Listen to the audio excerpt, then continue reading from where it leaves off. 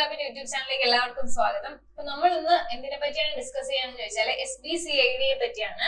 അപ്പൊ അതിന്റെ നോട്ടിഫിക്കേഷനും കാര്യങ്ങളും ഒക്കെ വന്നു, നിങ്ങൾ അറിഞ്ഞാണ്, നിങ്ങൾ അപ്ലൈ ചെയ്തിട്ടുണ്ടാവും. 4-ാം തീയതി വരെ നമുക്ക് ടൈം ഉണ്ട് അപ്ലൈ ചെയ്യാനായിട്ട്. അപ്പൊ അപ്ലൈ ചെയ്യാത്തവർ അപ്ലൈ ചെയ്യാം.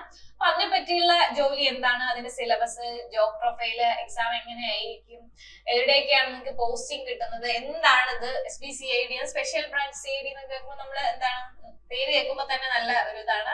അപ്പൊ ഇതെങ്ങനെയാണ് ഇതിന്റെ കാര്യങ്ങൾ എന്ന് ഒരുപാട് പേര് ചോദിച്ചു. എല്ലാവർക്കും അപ്ലൈ ചെയ്യാമോ, ഗേൾസിന് അപ്ലൈ ചെയ്യാമോ, ഇത് മെയിൽസിന് വേണ്ടി മാത്രം ഉള്ളതാണോ, അങ്ങനെയൊക്കെ ഒരുപാട് നമ്മുടെ സാധാരണ പോലീസൊക്കെ ആണെങ്കിൽ ഒരു നിശ്ചിത പ്രായപരിധി ഉണ്ട്. ഇതിന്റെ പ്രായപരിധി എങ്ങനെയാണ്, അപ്പം ഇതിന്റെ പ്രായപരിധി 18 to 36 ആയതുകൊണ്ട് ഇതിന്റെ ജോബ് പ്രൊഫൈലൊക്കെ ചോദിച്ചിട്ട് ഒരുപാടുണ്ട്. ഇതിന്റെ എക്സാം സിലബസ്, എക്സാം എന്നായിരിക്കും, അങ്ങനെയുള്ള കുറെ ക്വസ്റ്റ്യൻസ് ഉണ്ട്. അതിനൊക്കെ വേണ്ടിയിട്ട് നമ്മൾ ഇന്ന് അതൊക്കെ ഉൾപ്പെടുത്തിക്കൊണ്ടൊരു വീഡിയോ ആണ് ചെയ്യുന്നത്. ഒരുപാട് പേർക്ക് ഡൗട്ട് ഉണ്ട്. ചെറിയ വീഡിയോ ആണ്, ഞാൻ ജസ്റ്റ് എല്ലാം നിങ്ങൾക്ക് അറിയേണ്ട കാര്യങ്ങൾ പറഞ്ഞുതരാം. നിങ്ങൾക്ക് ഇനി എന്തെങ്കിലും ഡൗട്ട് ഉണ്ടെങ്കിൽ എന്ത് ചെയ്യാം, നിങ്ങൾ കമന്റ് സെക്ഷനിൽ ചോദിക്കാം, ഞാൻ പറഞ്ഞുതരാം. പിന്നെ നമ്മുടെ ചാനൽ ഇതുവരെയും സബ്സ്ക്രൈബ് ചെയ്യാത്തവരുണ്ടെങ്കിൽ ചാനലിലൂടെ സബ്സ്ക്രൈബ്. അപ്പൊ ഇതുപോലുള്ള അപ്ഡേഷൻസ് നിങ്ങൾക്ക് പെട്ടെന്ന് കിട്ടും. പിന്നെ നമ്മുടെ സെലക്ടർ ആപ്പിൽ എല്ലാ കോഴ്സും SBCID കോഴ്സ് അവൈലബിൾ ആണ്. അതുകൂടെ പറയാനാണ് ഞാൻ വന്നത്. SBCID കോഴ്സ് അവൈലബിൾ ആണ്. കംപ്ലീറ്റ് ആയിട്ട് എല്ലാ സിലബസും കംപ്ലീറ്റ് ചെയ്ത് തരുന്ന ഒരു സിലബസ് ആണ്. അതായത് മോക്ക് ടെസ്റ്റ് ഉണ്ടാവും, മാതൃകാ പരീക്ഷകൾ ഉണ്ടാവും. അപ്പൊ അങ്ങനെയുള്ള കംപ്ലീറ്റ് ആയിട്ടുള്ള ഒരു പാക്കേജ് ആണ് നമ്മുടെ SBCID സെലക്ടർ ആപ്പ് കൊണ്ടുവരുന്നത്. അപ്പൊ അത് ജോയിൻ ചെയ്ത് അങ്ങനെ പഠിക്കണമെങ്കിൽ നിങ്ങൾക്ക് അങ്ങനെയും പഠിക്കാവുന്നതാണ്. അപ്പൊ ഞാൻ ഇതിന്റെ കുറച്ച് ഡീറ്റെയിലും കാര്യങ്ങളും ഒന്ന് പറഞ്ഞുതരാം. ഇതാണ് അതിന്റെ നോട്ടിഫിക്കേഷൻ. അത് 17/2025 ആണ് ഇതിന്റെ കാറ്റഗറി. നിങ്ങൾ അപ്ലൈ ചെയ്തിട്ടുണ്ടോ ഇല്ലയോ എന്ന് എനിക്ക് അറിയില്ല.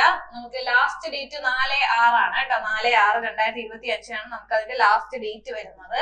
4/6/2025 ആണ് കേട്ടോ. അതായത് ജൂൺ 4-ാം തീയതി വരെ അപ്ലൈ ചെയ്യാം. അപ്പൊ എന്ത് ചെയ്യാം, നിങ്ങൾ അപ്ലൈ ചെയ്യാൻ ആഗ്രഹമുള്ളവര് അപ്ലൈ ചെയ്യാം കേട്ടോ, വെറുതെ കാത്തിരിക്കണ്ട. അപ്പൊ അതിന്റെ സ്പെഷ്യൽ ബ്രാഞ്ച് അസിസ്റ്റന്റ് എന്നാണ് SBCID എന്ന് പറഞ്ഞാൽ എന്താണ്, അത് കേരള പോലീസ് സർവീസ് ആണ് കേട്ടോ. അത് ഡിപ്പാർട്ട്മെന്റ് കേരള പോലീസ് ആണ്, കേരള പോലീസ് സർവീസസ് ആണ് വരുന്നത്.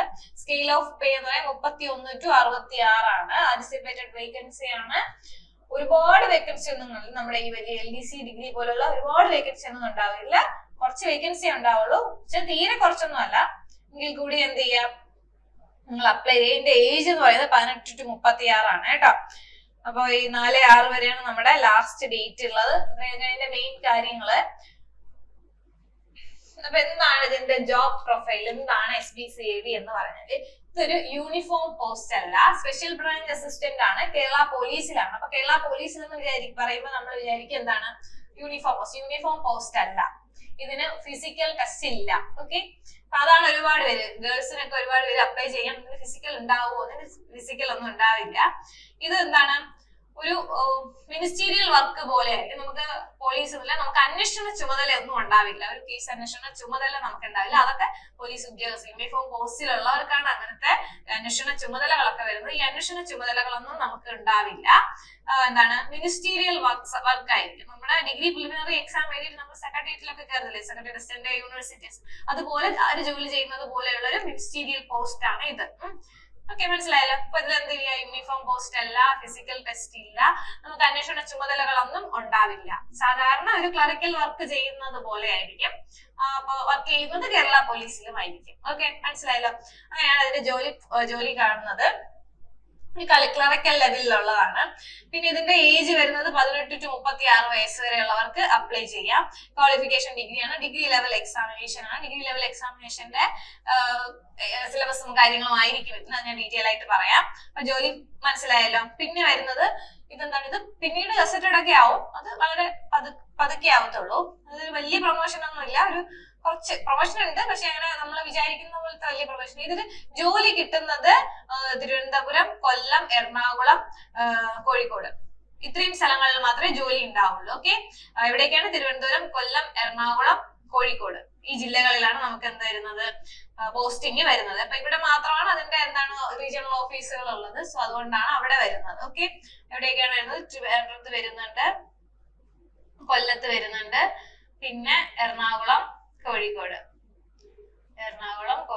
ഇത്രയൊക്കെ നമുക്ക് എന്ത് വരുന്നുള്ളൂ, പോസ്റ്റിംഗ് വരുന്നുള്ളൂ.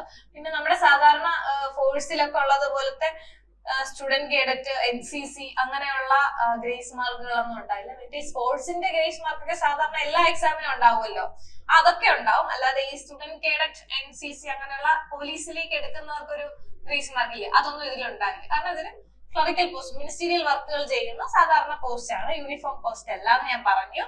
പിന്നെ ഫിസിക്കൽ എക്സാം ഇല്ല. ഈ ഞാൻ പറഞ്ഞ പോലെ സ്പോർട്സ്, എക്സ് സർവീസ് മാൻ ഒക്കെ ഉള്ള ഇതില്ലേ, അതൊക്കെ ഇതിലും ഉണ്ട് കേട്ടോ. അതൊക്കെ ആ മാർക്കുകളൊക്കെ ഉണ്ട്. ഈ NCC സ്റ്റുഡന്റ് കാഡറ്റ് പോലുള്ള ഗ്രേസ് മാർക്ക്, ഫോഴ്സിൽ നമ്മൾ സാധാരണ എടുക്കുന്ന ഗ്രേസ് മാർക്കുകളൊന്നും ഇല്ല.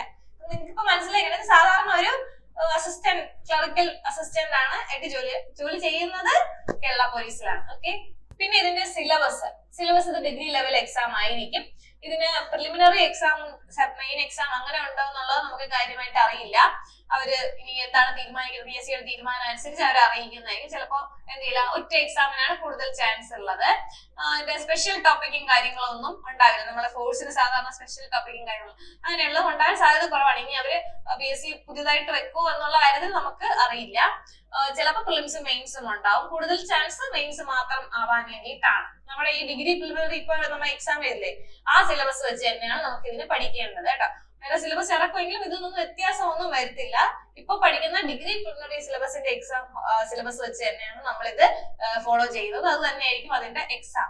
ഓക്കെ ആണല്ലോ. അപ്പൊ ഈ ലിസ്റ്റ്, ഇപ്പോഴുള്ള ലിസ്റ്റിന്റെ ഡേറ്റ് എന്ന് പറയുന്നത് 2026 ജൂൺ 2. അപ്പൊ അതിനു മുന്നേ നമുക്ക് എക്സാം എന്ത് ചെയ്യാം, അടുത്ത ദിവസം നമുക്ക് പുതിയ ലിസ്റ്റ് വേണം, ജൂൺ 3. അപ്പൊ അതിന് വേണ്ടിയിട്ട് അവർ അതിന് മുന്നേ ഒരു 3 മാസം മുന്നേ ഒക്കെ ഷോർട്ട് ലിസ്റ്റ് ഇറക്കിയാൽ മാത്രമേ പറ്റുള്ളൂ. അപ്പൊ അതുകൊണ്ടാണ് ഞാൻ ഒറ്റ എക്സാം ആയിരിക്കും എന്ന് പറയാം. അതിനിടയ്ക്ക് പ്രിലിംസും മെയിൻസും നടത്തുമോ എന്നുള്ള കാര്യത്തിനെ പറ്റി എനിക്കൊരു അറിയില്ല. അപ്പൊ ചിലപ്പോൾ ഒരു രണ്ടും പെട്ടെന്ന് നടത്താനും ചാൻസ് ഉണ്ട്. ഡിഗ്രി പ്രിലിമിനറി എക്സാം കഴിഞ്ഞ് 1 മാസം കഴിഞ്ഞ റിസൾട്ട് വന്ന് ഒറ്റ മാസത്തിനുള്ളിൽ മെയിൻസ് നടത്തി എടുക്കാൻ ചാൻസ് ഉണ്ട്.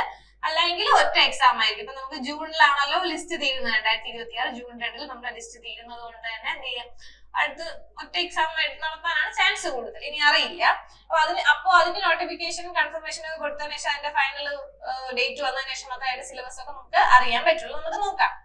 പിന്നെ മെയിൻസ് എക്സാം മാത്രമാണെങ്കിൽ നമ്മുടെ എക്സാം വരുന്നത് നവംബർ ഡിസംബർ മാസങ്ങളായി. ഒറ്റ എക്സാം ആണ്. അല്ലെങ്കിൽ പ്രിലിംസും മെയിൻസും ഉണ്ടെങ്കിൽ പ്രിലിംസ് ഒരു സെപ്റ്റംബർ മാസത്തിലൊക്കെ നമുക്ക് എന്ത് ചെയ്യാം, പ്രിലിംസ് പ്രതീക്ഷിക്കാം. അപ്പൊ ഇതിന് കൊടുത്ത് പിന്നെ ഇതിന്റെ കൺഫർമേഷൻ ഒക്കെ വരുന്നതിന്റെ ഒരു കാലതാമസം ഉണ്ടാവും എന്ന് വിചാരിച്ചാണ് ഞാൻ ഒറ്റ എക്സാം ആയിരിക്കും എന്ന് പറയുന്നത്. അറിയില്ല, നമുക്കറിയില്ല. PSC പറഞ്ഞാൽ മാത്രമേ നമുക്ക് അറിയുള്ളൂ. അപ്പം നവംബർ ഡിസംബറിലൊക്കെ മെയിൻസ് നടത്തി കഴിഞ്ഞാൽ മാത്രമേ നമുക്ക് 2026 ജൂണിൽ റിസൾട്ട് ഒക്കെ വന്നിട്ട് ഷോർട്ട് ലിസ്റ്റ് ഒക്കെ ആവുള്ളൂ. ആ ഒരു കാൽക്കുലേഷനിലാണ് പറയുന്നത്. ഫിലിംസ് ഉണ്ടെങ്കിൽ അതൊരു സെപ്റ്റംബർ ഒക്ടോബർ മാസങ്ങളിൽ അതും നടത്താൻ ചാൻസ് ഉണ്ട്. പിന്നെ വേക്കൻസി എന്ന് പറയുന്നത് ഒരു 100 വേക്കൻസിക്ക് അകത്തേ വരത്തുള്ളൂ കേട്ടോ. അപ്പോ ഇപ്പൊ കഴിഞ്ഞ പ്രാവശ്യം 172 പേർക്ക് എന്ത് ചെയ്ത് അഡ്വൈസ് പോയിട്ടുണ്ട്. 172 പേർക്ക് അഡ്വൈസ് വരുന്നത്. അപ്പോ കുറെ പേര് എന്ത് ചെയ്യാം, മാറിപ്പോവും. അത് ഫുൾ ആയിട്ട് എന്ത് ചെയ്യുന്നു, പോവാതെ വേറെ ജോലി കിട്ടി പോയാൽ അങ്ങനെയൊക്കെ കുറച്ച് വേക്കൻസി വരും. എന്നാലും നമുക്കൊരു 100 കൂടുതൽ വേക്കൻസി നമ്മൾ പ്രതീക്ഷിക്കുന്നുണ്ട്. ഇപ്പൊ എത്രയാണ്, 172 അഡ്വൈസ് ആണ് നമുക്ക് നിലവിൽ പോയിട്ടുള്ളത്. ഓക്കെയാണ്. പിന്നെ ഇത് ഹൗ ടു സ്റ്റഡി, നമ്മള് എന്താണ് ഡിഗ്രി പ്രിലിമിനറി എക്സാമിനായിട്ട് നിങ്ങൾ പ്രിപ്പയർ ചെയ്തില്ലേ, അതേ സിലബസ് വെച്ചിട്ട് പ്രിപ്പയർ ചെയ്താൽ മതിയായിരിക്കും. കുറച്ച് ഡിഗ്രി ലെവൽ എക്സാം ആയതുകൊണ്ട് തന്നെ കുറച്ച് കോമ്പറ്റീഷൻ കൂടുതലുമായിരിക്കും. SBCയുടെ കോമ്പറ്റീഷൻ കൂടുതലുമായിരിക്കും. അത് കൂടാതെ തന്നെ എന്ത് ചെയ്യാം, നമുക്ക് ഡീപ്പ് ആയിട്ടൊന്ന് പഠിക്കേണ്ടി വരും. കാരണം നമ്മുടെ ഇപ്പോ first stage degree preliminary exam കഴിഞ്ഞിപ്പോ നിങ്ങൾ ക്വസ്റ്റ്യൻ കണ്ടിട്ടുണ്ടാവും. കുറച്ച് എന്താണ് സ്റ്റേറ്റ്മെന്റ് ക്വസ്റ്റ്യൻസിന്റെ കാര്യമാണ് ഞാൻ പറയുന്നത്. സ്റ്റേറ്റ്മെന്റ് ക്വസ്റ്റ്യൻസ് വായിക്കാനൊക്കെ ഒത്തിരി ഉണ്ടായിരുന്നു. അപ്പൊ നമുക്ക് ഒന്ന് ഡീപ്പായിട്ട് അറിയെങ്കിൽ മാത്രമേ നമുക്ക് ആ ക്വസ്റ്റ്യൻസ് വായിച്ച് ആൻസർ എഴുതാൻ സാധിക്കുകയുണ്ടായിരുന്നുള്ളൂ. നിങ്ങൾ ക്വസ്റ്റ്യൻ കണ്ടവർക്ക് മനസ്സിലാവും, ഇത്തിരി ലെങ്തി ക്വസ്റ്റ്യൻസുമാണ്. നമ്മൾ അതുപോലത്തെ ക്വസ്റ്റ്യൻസ് തന്നെയാണ് ഇതിനും പ്രതീക്ഷിക്കുന്നത്, SBCIDക്കും. സോ എന്ത് ചെയ്യാം, സിലബസ് അത് വെച്ച് പഠിക്കുക. ഡിഗ്രി ലെവൽ ആയതുകൊണ്ട് തന്നെ അത് തന്നെ ആയിരിക്കും സിലബസ്. പിന്നെ എന്ത് ചെയ്യാം, കുറച്ച് ഡീപ്പായിട്ട് പഠിക്കുക. നേരത്തെ പറഞ്ഞതുപോലെ ബാക്കിയുള്ള സ്റ്റേറ്റ്മെന്റ് ടൈപ്പിനേക്കാളും ബാക്കിയുള്ളത് എഴുതിയിട്ട് സ്റ്റേറ്റ്മെന്റ് വായിക്കാൻ ശ്രമിക്കുന്നതായിരിക്കും നല്ലത്. കാരണം ഒത്തിരി വായിച്ച് ഇപ്പൊ 4 നമുക്ക് സ്റ്റേറ്റ്മെന്റ് തന്നിട്ട് 3 സ്റ്റേറ്റ്മെന്റ് നമുക്ക് അറിയാം, ഒരു സ്റ്റേറ്റ്മെന്റിൽ നമുക്ക് ഡൗട്ട് തോന്നും. പക്ഷെ ആൻസർ ഓപ്ഷനിൽ മുകളിൽ പറഞ്ഞവ എല്ലാം ഉണ്ട്, 1, 2, 3 ഉണ്ട്. ഇതാണ് ഒരുപാട് പേർക്ക് ഇത്തവണ ഡിഗ്രി പ്രിലിമിനറി എക്സാമിന് പറ്റിയത്. അപ്പൊ അതുകൊണ്ടാണ് ഞാൻ പറയുന്നത് ഡീപ്പായിട്ട് പഠിക്കുക. ഡീപ്പായിട്ട് പഠിച്ചാൽ മാത്രമേ നമുക്ക് എല്ലാ എക്സാം, കഴിഞ്ഞ മുന്നത്തെ എക്സാമിനൊക്കെ നമുക്ക് എലിമിനേറ്റ് ചെയ്തൊക്കെ എഴുതാൻ പറ്റുമായിരുന്നു കുറെയൊക്കെ. ഇപ്പോഴും കുറെയൊക്കെ എലിമിനേറ്റ് ചെയ്യാൻ പറ്റുന്നുണ്ട്. പക്ഷെ എല്ലാം നമുക്ക് അങ്ങനെ എലിമിനേഷൻ വഴി ചെയ്യാൻ പറ്റുന്നില്ല. കാരണം എന്താണ്, എല്ലാം നമുക്ക് അറിയാത്തത് കൊണ്ട് തന്നെയാണ്. ഓക്കെ. അപ്പൊ അതുകൊണ്ട് പഠിക്കുന്ന കാര്യങ്ങൾ ഓരോ ടോപ്പിക്കും എടുത്ത് പഠിക്കുന്നത്. ഇപ്പൊ നിങ്ങൾ ഡിഗ്രി പ്രിലിമിനറി പഠിച്ചുകൊണ്ടിരിക്കുന്നവരായിരിക്കുമല്ലോ. കുറച്ചു പേർക്ക് എക്സാം കഴിഞ്ഞിട്ടുണ്ട്, കുറച്ചു പേർക്ക് എക്സാം കഴിഞ്ഞിട്ടില്ല. അപ്പൊ ആ പഠിക്കുന്ന ആ ഒരു ഇതിൽ തന്നെ പോവുക. പിന്നെ നമുക്ക് അസിസ്റ്റന്റ് സെയിൽസ്മാൻ എക്സാം വരുന്നുണ്ട്, അതുകൊണ്ട് ഇതുകൊണ്ട്. അപ്പൊ എന്താ, രണ്ടും ഒരുമിച്ച് കൊണ്ടുപോകാൻ ശ്രമിക്കുക. അപ്ലൈ ചെയ്യാത്തവർ എന്ത് ചെയ്യുക, അപ്ലൈ ചെയ്യുക കേട്ടോ. അപ്പൊ നന്നായിട്ട് പഠിക്കുക. ഈ ഡിഗ്രി പ്രിലിമിനറി പഠിച്ചതുപോലെ പഠിക്കുക. ചലഞ്ചർ ആപ്പിൽ എന്ത് ചെയ്യുന്നുണ്ട്, ഇതിന്റെ കോഴ്സ് സ്റ്റാർട്ട് ചെയ്യുന്നുണ്ട്. അപ്പൊ അത് എന്ത് ചെയ്യുക, നിങ്ങൾ ചലഞ്ചർ ആപ്പ് ഡൗൺലോഡ് ചെയ്തിട്ട് അതുമായിട്ട് കോൺടാക്ട് ചെയ്തിട്ട് നമുക്ക് കോഴ്സിലേക്ക് ജോയിൻ ചെയ്തിട്ട് കംപ്ലീറ്റ് ആയിട്ട് നമ്മൾ അത് പഠിപ്പിച്ച് തരുന്നതായിരിക്കും. ഡിഗ്രി സിലബസ് വെച്ചിട്ടാണ് അത് പഠിപ്പിക്കുന്നത്.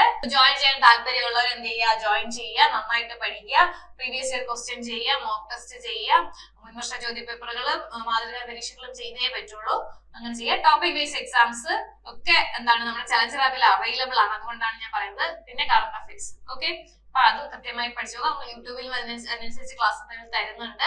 എങ്കിൽ കൂടി യൂട്യൂബിൽ നമുക്ക് എല്ലാ ടോപ്പിക്കും കവർ ചെയ്യാൻ പറ്റത്തില്ല. അതുകൊണ്ടാണ് നമ്മുടെ ആപ്പിലെ കോഴ്സിനെ പറ്റി ഞാൻ പറഞ്ഞത്. അങ്ങനെ പഠിക്കുന്നവർക്ക് അങ്ങനെ പഠിക്കാം. അപ്പൊ ഇങ്ങനെയാണ് ഇതിന്റെ കാര്യങ്ങൾ. ജോബ് പ്രൊഫൈൽ ഇങ്ങനെയാണ്. ഒരുപാട് പേരുടെ ഡൗട്ടാണ്. ഇനിയും എന്തെങ്കിലും ഡൗട്ട് ഉണ്ടെങ്കിൽ ചോദിക്കാം കേട്ടോ, കമന്റ് സെക്ഷനിൽ ചോദിക്കാം. ഇത്രയും മതിയാകുമെന്നാണ് എനിക്ക് തോന്നുന്നത്. അപ്പൊ എല്ലാവരും അപ്ലൈ ചെയ്യാൻ 4-ാം തീയതി ലാസ്റ്റ് ഡേറ്റ്. നന്നായിട്ട് പഠിച്ചു തുടങ്ങാം. Okay, all the best.